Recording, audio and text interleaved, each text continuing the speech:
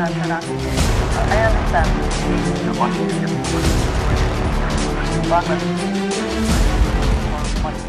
Welcome to BSRM Presents Straight Talk. This is Dhaka Tribune editor Zafar Sobhan, and today I'm in conversation with Ms. Zara Mehboob, who is the country director and CEO of KITC Limited, which is a ITES company. Zara, welcome to the show. Thank you so much, Zafar. And why don't you tell us a little bit about what it is that KITC does and what exactly is an ITES company? Sure. Why don't we start there? Sure, wonderful. Basically, KITC is a company that was established 10 years ago. Okay. ITES is essentially business process outsourcing. Okay. I was going to ask you that. You hear BPO, ITES, offshoring, outsourcing. It's all more or less the same thing. More or less the same. Okay. ITES is now a more sophisticated version of Okay. the BPO industry. Got it. So we basically, BPO was just thought to be process outsourcing, but ITES encompasses more. Okay. What more? Okay. So what we do, for example, it used to be just processes that were outsourced, right? Yeah. Little services here and there. But now we're doing full service. So the work that we're involved in right now, we're working with U.S. banks and the Federal Housing Association authorities in the U.S. and a lot of other clients, national clients. So we basically preserve property and maintain asset values for foreclosed properties in the U.S. Okay, that's quite sophisticated work. I mean, I think is. what people are mostly familiar with is more back office kind of work, is if you call up, let's say your refrigerator doesn't work or you have a problem with your warranty. So that's the basic level. Yes. But this is beyond. You do title searches. We do a lot more. Yeah, we do. We do searches. We do total preservation of an entire property. So it has to be on code with the counties, with the neighborhoods.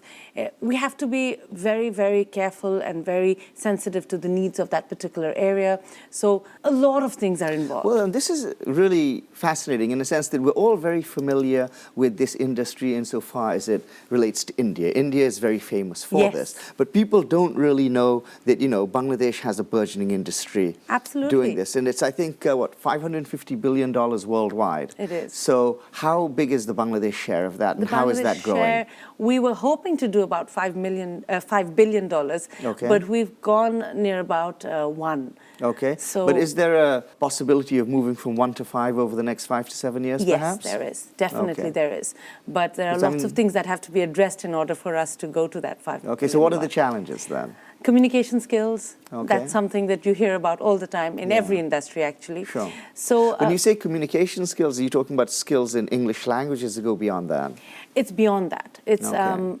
it's mostly when we're working with countries outside Bangladesh, it's always English. Yeah. Mostly English, right? Yeah. So yes, English is a major part of that skill, but it's also positive attitude. It's also about looking at the industry as something pertinent, as something that, this is an industry that is growing. So I look at the BPO or the ITS industry as the garments industry of the 80s. Yeah. People were still confused. People didn't know what's happening. But look at it today. Yeah. So this is what I'm hoping the ITS industry Well, I mean, will I think be. that's what really has to be. I mean, we talk a lot about the fourth industrial revolution, and this is really kind of at the forefront of that. Basically, the garment industry has done wonders for Bangladesh over the last 20 or 30 years. But the truth of the matter is, with automation coming, we can't continue to be employing millions and millions of people. I don't think it's going to create that many new jobs in the coming decade. We need something different. The challenge that happened in the garment industry was that if you see, Zafar, the CEOs and the quality specialists and the CXO level people in the garment industries are always foreigners. Yeah. We haven't had investment in training people so that they can aspire to be a part of the garment industry at the top levels. Right. We have merchandisers, senior merchandisers, but this is something that I'm fearing for the ITS industry as well. Okay. I don't want to bring in IT experts from abroad. There are a lot of NRBs already who are coming and working with Bangladesh.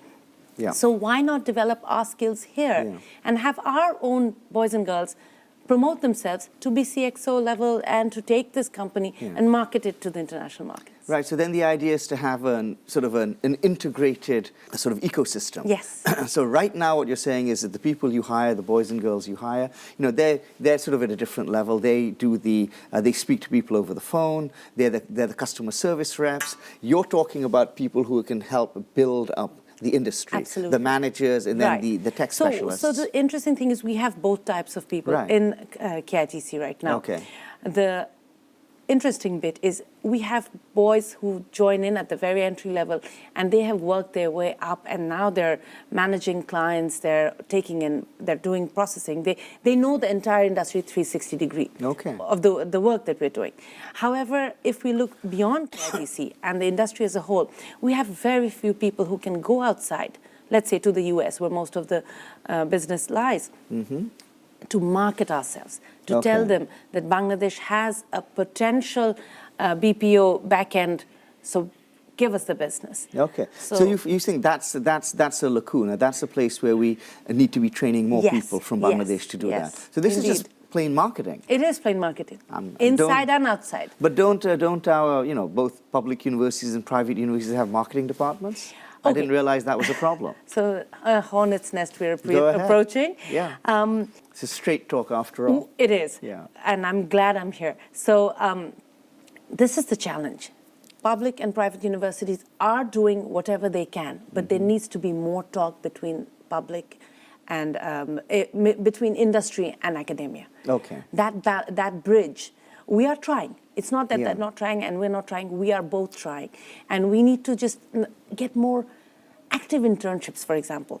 A boy who's graduating or a girl who's graduating from with a BBA degree, let them come on board. Let them work for 6 months at any company. Let them get on the field. Instead of doing photocopying as an intern, let them be involved in projects. So at KITC, when we take interns, we have them actually do processing and analysis work.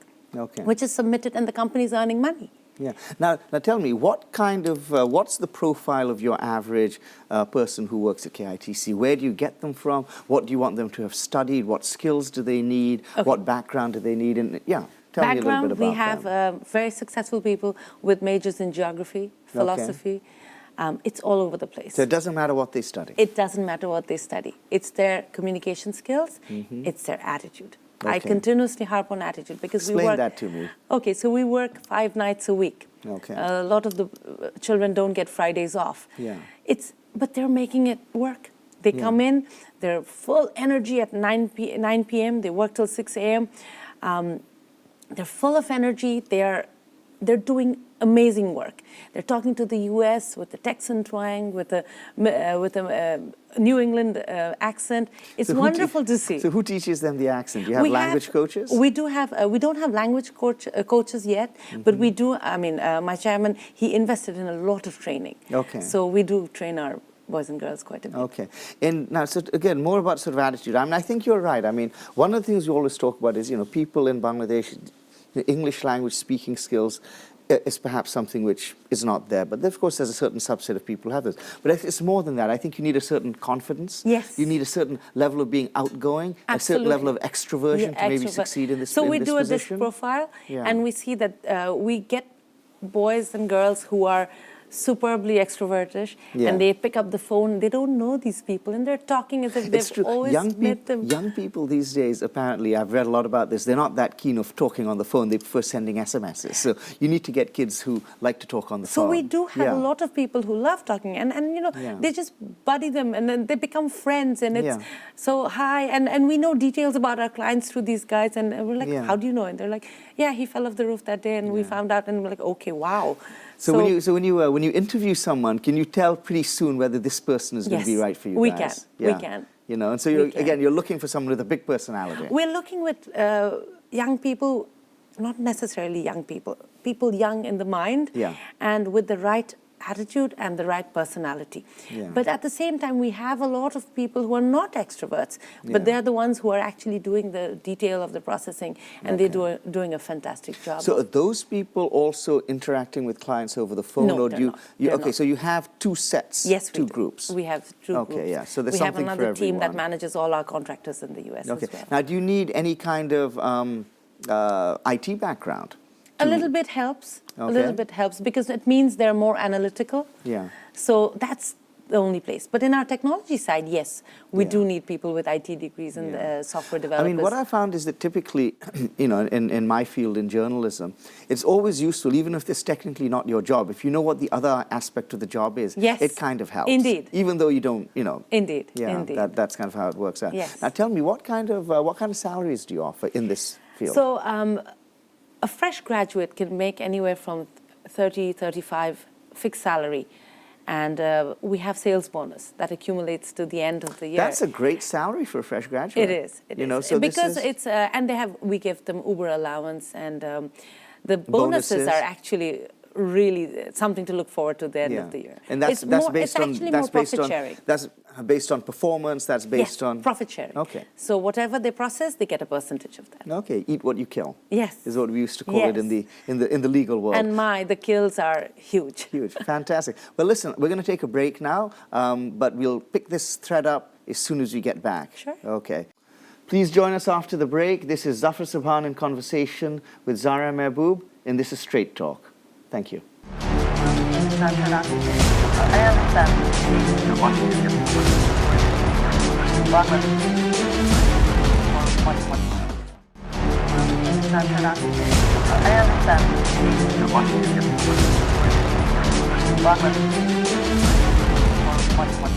Welcome back. Zara, we were talking before the break about the ITES industry, specifically in terms of what you were looking for in people working there. Let's talk a little bit about the industry itself. How big is it in Bangladesh? How long has it been running? And what are the potentials for growth? Okay. So outside KITC, Yeah. in the industry, we are doing mostly in a corporate level. We're doing Yeah. mostly internal work, Okay. local work. Yeah. But we haven't ventured out there and marketed ourselves, as I mentioned earlier, Yeah. internationally to bring in a big portion of that $550 billion investment. Yeah. So, however, we have a burgeoning freelancing community. I just It's learned massive. recently that there's 1 million registered freelancers Can you in Bangladesh. imagine? That's a huge amount. That's huge. You see, and so these skills are there. Do you sometimes do these people come across your doorstep in terms of when you're looking to hire people, Yes, people who've worked as Of freelancers? course, we have a lot of people who used to be freelancers. And how do you find them? Do you find that they're very well, Very they've trained well, themselves, yes. they're good at what they do? Absolutely. Yeah. Absolutely. They're very put together. They know how to communicate with the US market Yeah. or the international market per se. Now, when we're talking about marketing Bangladesh internationally for this, it seems to me a good place to actually start would be in India. It's like right across the border, and they have a massive They're doing ITS $200 billion. industry. They do 200. That's almost 40% of the global market right there. And my understanding, I've talked to some IT entrepreneurs in India, and they say they're always looking to diversify. It's just simply good business sense It if is. you diversify. The challenge is in India, communication is fantastic. Yeah. So they don't want to come to Bangladesh and give us their work because they have a lot of people who, see, since it doesn't need a specific sophisticated degree, Yeah. Anyone with English-speaking skills can actually, with a keen mind, can actually focus and do this. But the thing So- is, it probably makes sense for them, just like I said, in terms of their risk profile, to diversify. And they do it by having outlets all over India, so Right. not just in one city. So they do look at us, but we still don't come out as champions. So Okay. that's why I say instead of going to neighboring countries, why not just go to the main market Go straight itself? to the source. Straight yeah. to the source, Now, exactly. you work, of course, with the US. Do European companies provide opportunities here for Bangladesh? Sure. Yeah. But as I said, we have to go out there and get the business. Okay. So the government is doing a lot of work Okay. for that. They go to a lot of conferences, they go to a lot of conventions where they can go, they project, they take IT representatives from here and we bring in business. Well, this is, So- of course, I guess this all ties in with our Digital Bangladesh vision. Absolutely, and Yeah. the ICT advisor, Yeah. the ICT state minister, and our honorable prime minister, they're doing a lot to push take this. Absolutely. And here's the thing, and do we have the capacity? Let's say, for instance, people were interested in saying, okay, we want to do more of this business here in Bangladesh. Would we have the capacity to scale up? Like right now, I think you mentioned perhaps you have how many people do you have working for you right now? We have about 350 to 400 people. So let's say if business picked up and you needed to double that number of people working for you, how quickly could you scale up? That's the challenge. So Okay. I need people. I have business. Okay. It's not that I don't have business. Okay. I'm not being able to scale up. So the business is coming. Yes. We need to then train people. Yes. Okay. Yes. So what more can we do? Like I said, here's the thing. Your company, obviously, you can train people at your own expense. Is there something we can do at the academy level? Is there something we can do at the universities to actually get people more ready for this job? Okay, so it's a two-pronged approach. Yeah. It's marketing to the students as potential employers, and it is also marketing to the parents and to the community, telling them, you know what, when your boys and girls come and work at night, it's not a bad thing. That's very interesting. This is a social taboo. I've actually heard that because I heard a story about one freelancer who couldn't get his child into one of the top schools here in Dhaka simply because he couldn't show that he had like a sort of a regular source of income, even though he probably makes more money than many people. Exactly, and then these boys and girls, they can't go out there and say, if they're freelancing, they can't go and say that they can't financially be certified as someone you can give loans to or someone who can buy a car. That challenge is out there. And it's a real problem because, of course, again, this is something which perhaps you don't face at KITC because you have a corporate structure. But if you're an individual, even getting payments from overseas, let's say you do a job, you're getting $500. That's a fair amount of cash. It'll sit there. Yes. And then you have to fight with your bank to get it out again. But then that's been made easier. That's been made easier. They fill out the C form and... Okay. So this is good. So that's getting easier. That's the kind of support I think this industry needs. Absolutely. The government is doing its level best to give us the support. Okay. The Bangladesh Bank and everyone's trying their best. Okay. But the challenge is with the community, with Bangladeshi mindset as a whole. Okay. People are like, and do parents understand parents, this? why will my kid work at night? Yeah. We have people coming in and checking out our premises and actually, what kind of a company are you? Because I want my daughter to marry one of the boys who work here. Yeah. Or I want my son to marry one of the girls who work here. So that we're still facing, just like the 80s garment industry. Yeah. People still don't know what we're all about. But it's very interesting because, I've read stories, about how this is something I guess India went through about 20 years ago when the industry first started. Correct. And now it's just very much accepted. Exactly. There's even there's kind of a community of IT workers. Absolutely. And people know about it, there are books about it, there are movies about it. So there's a one night in a call center. So the more you call people like us and interview us or write about us on the Tribune and other papers, the more people will learn. But this is why I wanted you on the show, because the thing is this, I'm a newspaper man, it's my job to know these things. That I didn't know enough about this industry. So, you got to start somewhere. And so the more people know about it, thank you so much. This is much needed. Yeah, no, absolutely. Well, I've enjoyed having you on. And but tell me a little, so people come, they work all night, and then do you have cars to take them home? No, we have Uber. Okay. What we noticed with the transportation service was tricky.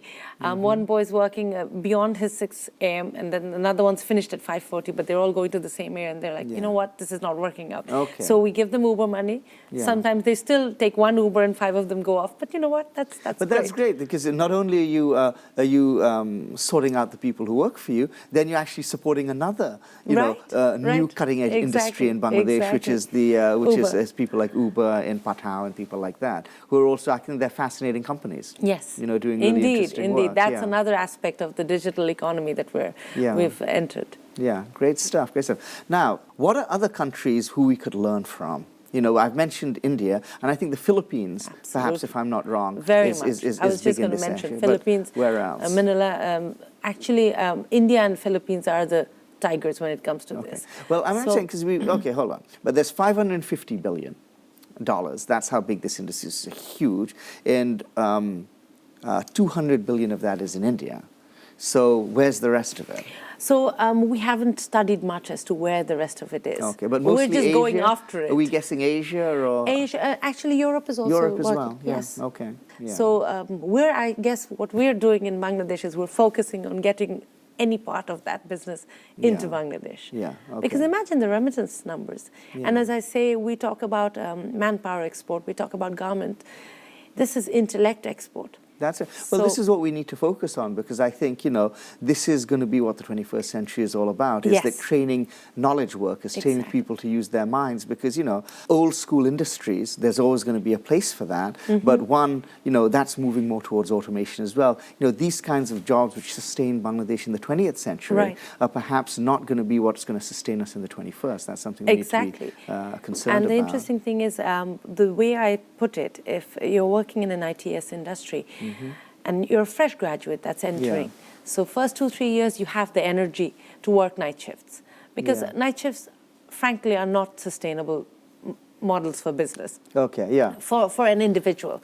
Now, I understand that because I work in the newspaper industry, and so we have to Exactly. have people work nights as well. It's tough. It burns you out. It's not an easy job. It does. So Yeah. that's why while you're still in university and Yeah. you're just fresh graduate and you're used to staying up at night and watching films or even studying all night, Yeah. this is the time to jump into this industry, get your 2-3 years, and in the process you develop skills which are not taught to you in the university. But now, if someone, let's say, starts and they follow that path, after 3 years, 5 years, can they move up within the company? Are there other They jobs can- they can graduate Yes, to of in course the they industry? can. Yes, and Yeah. they can go into any other industry. Okay. I have boys who have gone from being a business analyst, MTOs, they've gone into banks, they've gone into telcos. They become so powerful. And Right. especially at my company, what we do is we train, we give audiobooks, we develop people. So we do a lot of in-house training. So by the time somebody enters and by the time 2 years pass, They've been they're trained. just They know a lot. amazing. Yeah. I wish you can come and meet them. Yeah. It's, Well, I think fascinating. I think I'll take you up on that offer. I'd love to learn more about this industry. I'd You're love to learn welcome. more about your company. And thank you for taking this time to join us on Straight Talk. I've really enjoyed this. I think our viewers have enjoyed it as well. I think everyone's learned a lot. And I think the more people know about this industry in Bangladesh, Yes. the better for everyone. So I'm really glad we had this conversation. Thank you so much, Zafar. Thank you. And thank you for tuning in. This has been Zafar Sobhan in conversation with Zara Mehboob, and this has been Straight Talk. See you again 2 weeks from today. Thank you. I understand.